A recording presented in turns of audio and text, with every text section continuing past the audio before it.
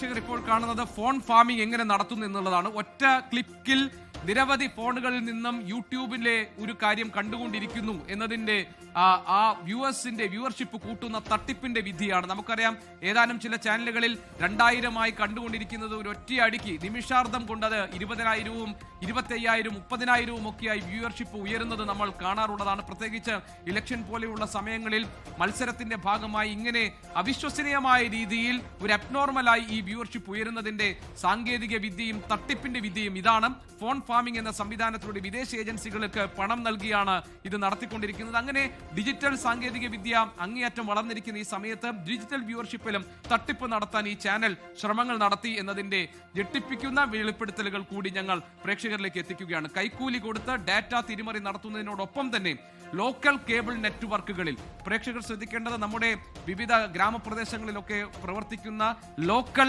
നെറ്റ്വർക്കുകളിൽ ബാർക്ക് സ്ഥാപിച്ചിരിക്കുന്ന റേറ്റിംഗ് മീറ്ററുകളുടെ സ്ഥല സൂചികയായി അവർ ചെയ്യുന്നത് ആ സ്ഥലത്തിന്റെ ആ പ്രദേശത്തിന്റെ പിൻകോഡ് നമ്പറുകൾ ഈ പ്രേംനാഥ് എന്ന് പറയുന്ന ബാർക്കിന്റെ ജീവനക്കാരൻ ചാനൽ ഉടമയ്ക്ക് നൽകുന്നു. അങ്ങനെ നൽകുമ്പോൾ അവിടെ കൃത്രിമത്വം നടത്താൻ എളുപ്പമാണ്.